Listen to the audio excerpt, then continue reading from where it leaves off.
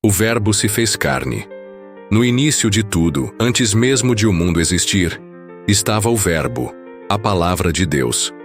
O Verbo não era apenas com Deus, ele era o próprio Deus. Por meio dele, tudo foi criado, e nada do que existe veio a ser sem ele. Nele estava a vida, e essa vida era a luz dos homens, uma luz que brilha na escuridão, e que a escuridão não conseguiu apagar. João Batista veio como testemunha para apontar a todos essa luz. Ele não era a luz, mas veio para preparar o caminho. O Verbo se fez carne e habitou entre nós, cheio de graça e verdade.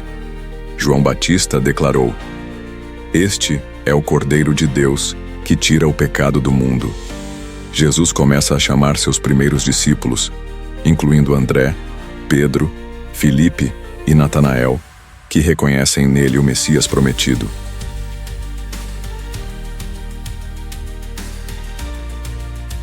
Deus enviou João Batista, um homem escolhido, para dar testemunho dessa luz. João não era a luz, mas foi enviado para preparar o caminho, para que todos crescem naquele que estava por vir. Ele clamava no deserto: "Arrependei-vos, porque o reino dos céus está próximo." E apontava para o Verbo que estava prestes a ser revelado ao mundo. O Verbo, a palavra eterna de Deus, tornou-se carne e habitou entre nós. Ele deixou a glória celestial para andar entre os homens, trazendo consigo graça e verdade. Aqueles que o viram testemunharam a plenitude de sua glória, a glória do único Filho de Deus, cheio de compaixão e justiça. João Batista, ao ver Jesus, declarou com autoridade: "Eis o Cordeiro de Deus que tira o pecado do mundo." Este foi o propósito do Verbo ao se fazer carne, resgatar a humanidade, pagando o preço pelos pecados do mundo. Jesus começou então a formar o grupo de discípulos que o acompanhariam em sua jornada. André, ao ouvir as palavras de João Batista, seguiu Jesus e, cheio de alegria, chamou seu irmão Simão, a quem Jesus renomeou Pedro. Em seguida, Jesus encontrou Filipe e disse: "Segue-me." Filipe, por sua vez, contou a Natanael que havia encontrado o Messias, aquele de quem Moisés e os profetas escreveram. Quando Natanael se aproximou de Jesus, o Senhor revelou conhecer o coração dele antes mesmo de se encontrarem. Surpreso, Natanael declarou: "Rabi, tu és o Filho de Deus. Tu és o Rei de Israel." Jesus respondeu prometendo que Natanael veria coisas ainda maiores. "Vereis o céu aberto e os anjos de Deus subindo e descendo sobre o Filho do Homem." Esse primeiro capítulo do Evangelho de João apresenta a grandiosidade do Verbo que se fez carne, a manifestação de Deus em Jesus Cristo. Ele não apenas veio ao mundo, mas trouxe luz, vida e a promessa de redenção para todos os que creem. Na margem do Rio Jordão, a paisagem é seca, marcada pela aridez e pelo curso lento das águas que refletem o sol escaldante. A cena é simples, mas carrega uma intensidade espiritual profunda. João Batista, com sua aparência austera e veste de pele de camelo, está rodeado por uma multidão. Homens e mulheres de diferentes origens vieram ouvir suas palavras e talvez experimentar o batismo de arrependimento que ele oferecia. Com uma voz firme e penetrante, João Batista começa a falar: "Aquele que vem depois de mim é superior a mim, porque existia antes de mim. Eu não sou digno nem mesmo de desamarrar as correias de suas sandálias." Essas palavras intrigam a multidão, que começa a se perguntar quem seria aquele de quem João fala com tanta reverência.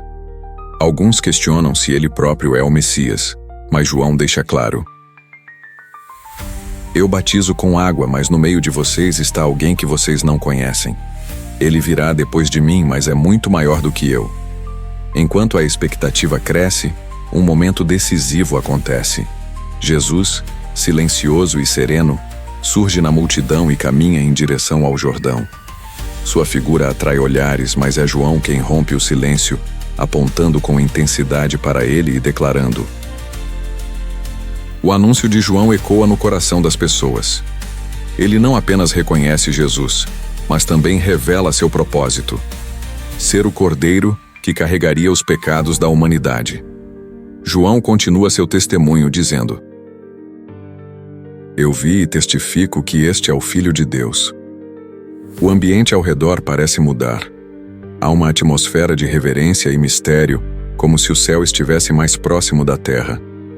Alguns na multidão, impactados pelas palavras de João, começam a olhar para Jesus com novos olhos, reconhecendo que algo extraordinário está acontecendo. João Batista cumpria seu papel como precursor do Messias, aquele que preparava o caminho para a luz. Ele sabia que sua missão era apontar para Jesus, para que o mundo soubesse que a salvação estava ao alcance de todos. O testemunho de João não apenas revelou a identidade de Cristo, mas também lançou a base para a fé que transformaria o mundo. O cenário às margens do Jordão era de expectativa.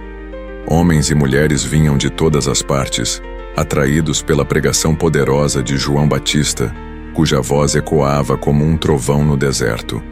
A cada palavra, ele chamava as pessoas ao arrependimento e à preparação para algo maior: o reino de Deus que estava para ser revelado. Enquanto João pregava, o calor do dia era interrompido pela chegada de alguém que ele conhecia em espírito, mas que ainda não havia se revelado plenamente ao povo: Jesus de Nazaré. Ele caminhava entre os presentes com passos calmos, e ainda assim sua presença irradiava uma paz que parecia tocar o coração de todos ao redor. Ao vê-lo, João parou abruptamente.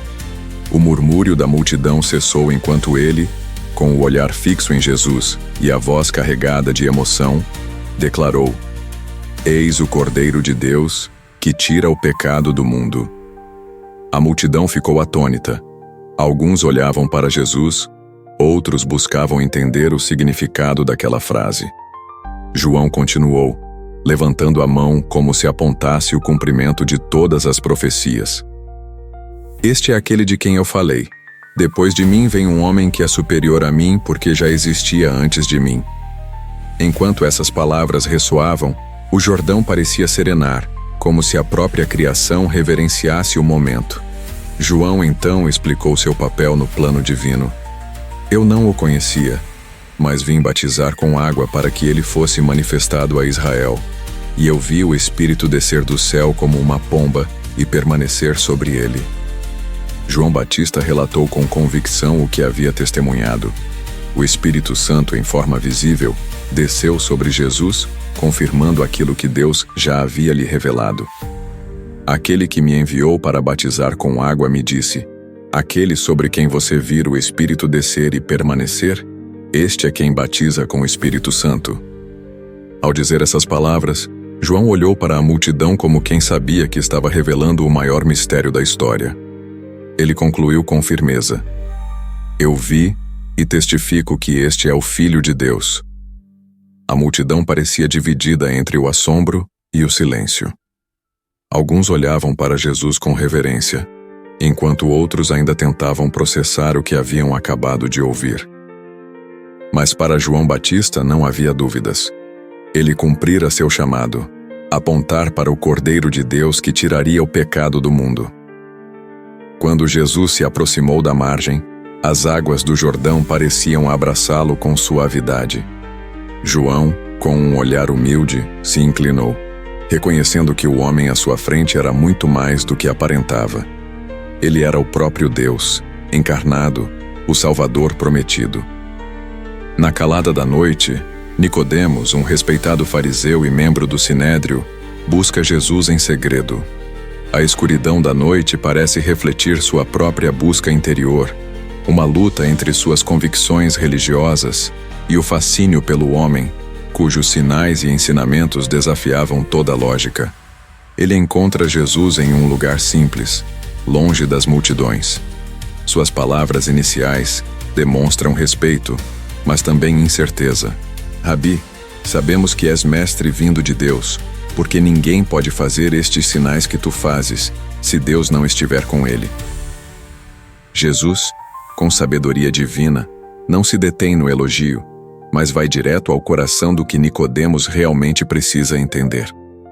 Em verdade te digo, Quem não nascer de novo não pode ver o reino de Deus. As palavras de Jesus deixam Nicodemos perplexo. Ele tenta compreender a mensagem de forma literal, questionando: como pode um homem nascer sendo velho? Porventura pode voltar ao ventre de sua mãe e nascer? Com paciência, Jesus explica que o nascimento de que fala não é físico, mas espiritual. Ele afirma: quem não nascer da água e do Espírito não pode entrar no reino de Deus. O que é nascido da carne é carne, e o que é nascido do Espírito é Espírito. Jesus compara a ação do Espírito ao vento, invisível, mas inegavelmente real e poderosa. Jesus compara a ação do Espírito ao vento, invisível, mas inegavelmente real e poderosa. O vento sopra onde quer, ouves a sua voz, mas não sabes de onde vem nem para onde vai. Assim é todo aquele que é nascido do Espírito.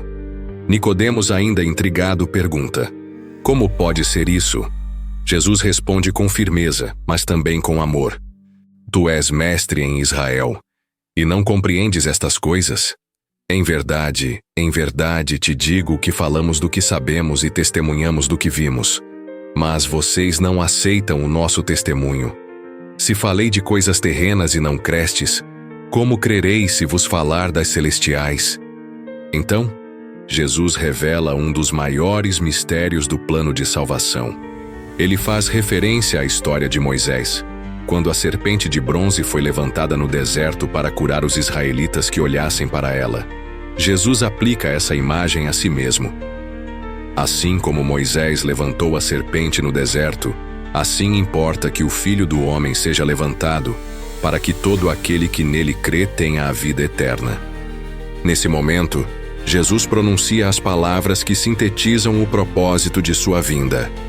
Porque Deus amou o mundo de tal maneira que deu o seu Filho unigênito, para que todo aquele que nele crê não pereça, mas tenha a vida eterna. Pois Deus enviou o seu Filho ao mundo, não para condenar o mundo, mas para que o mundo fosse salvo por ele. Jesus explica ainda que a luz veio ao mundo, mas os homens preferiram as trevas porque suas obras eram más. Ele revela que quem pratica a verdade vem para a luz, para que suas obras sejam vistas como realizadas em Deus. Nicodemos não dá uma resposta imediata, mas suas perguntas e silêncio indicam que suas convicções estão sendo desafiadas. Ele veio naquela noite buscando respostas, e encontrou algo muito maior, uma revelação divina sobre a necessidade de um novo nascimento e o amor infinito de Deus. Embora o destino imediato de Nicodemos não seja revelado aqui, sua história mostra. A mulher samaritana, João 4, 1-42. Enquanto Jesus e seus discípulos atravessavam a região de Samaria, uma escolha que já desafiava as normas culturais da época, eles chegaram ao poço de Jacó, perto da cidade de Sicar. O calor do meio-dia era intenso e Jesus, cansado da jornada, sentou-se junto ao poço. Seus discípulos foram à cidade buscar alimento, deixando-o sozinho. Pouco tempo depois, uma mulher samaritana veio ao poço para buscar água. Era incomum que alguém fosse ao poço naquele horário, o que sugeria que ela evitava a companhia de outras pessoas. Quando ela se aproximou, Jesus, rompendo barreiras culturais e sociais, pediu: "Dá-me de beber." A mulher, surpresa, respondeu: "Como tu, sendo judeu, pedes de beber a mim que sou mulher samaritana?" Os judeus, tradicionalmente, não mantinham relações com os samaritanos, tornando o pedido de Jesus algo extraordinário. Jesus então respondeu, apontando para algo muito maior do que a água do poço: "Se conhecesses o dom de Deus, e quem é o que te pede, dá-me de beber, tu lhe pedirias, e ele te daria água viva." A mulher, ainda presa ao significado literal das palavras, perguntou: "Senhor, tu não tens com o que tirar água, e o poço é fundo. De onde, pois, tens essa água viva?" Jesus explicou que a água do poço saciava apenas temporariamente, mas a água que ele oferecia traria uma satisfação eterna. Aquele que beber desta água terá sede outra vez. Mas quem beber da água que eu lhe der, nunca mais terá sede. Pelo contrário, a água que eu lhe der se tornará nele uma fonte de água que jorra para a vida eterna. Intrigada, a mulher pediu essa água sem entender totalmente o que Jesus dizia. Senhor, dá-me dessa água, para que eu não tenha mais sede nem precise vir aqui buscá-la. Jesus, então, mudou o rumo da conversa para tocar diretamente em seu coração. Ele lhe disse: Vai, chama o teu marido e volta aqui. A mulher respondeu, talvez com hesitação: Não tenho marido. Jesus, demonstrando seu conhecimento divino, revelou: Disseste bem que não tens marido porque tiveste 5 maridos, e o homem com quem agora vives não é teu marido. Isso disseste com verdade. Impressionada com o conhecimento de Jesus sobre sua vida, a mulher reconheceu: Senhor, vejo que és profeta. Ela mudou o foco da conversa para um debate teológico sobre o local correto de adoração, mas Jesus, com paciência, explicou que o verdadeiro culto não está em um lugar físico, mas em adorar ao Pai em espírito e em verdade. Deus é espírito, e é necessário que os que o adorem em espírito e em verdade. A mulher, ainda intrigada, mencionou a vinda do Messias, dizendo: Eu sei que o Messias, chamado Cristo, virá. Quando ele vier, nos explicará todas as coisas. Foi então que Jesus fez uma das revelações mais diretas de sua identidade. Eu o sou, eu que falo contigo. Nesse momento, os discípulos retornaram surpresos por vê-lo falando com uma mulher samaritana, mas nenhum deles questionou. A mulher, transformada por aquele encontro, deixou seu cântaro e correu de volta à cidade, proclamando com entusiasmo: Venham ver um homem que me disse tudo o que tenho feito. Será que ele não é o Cristo?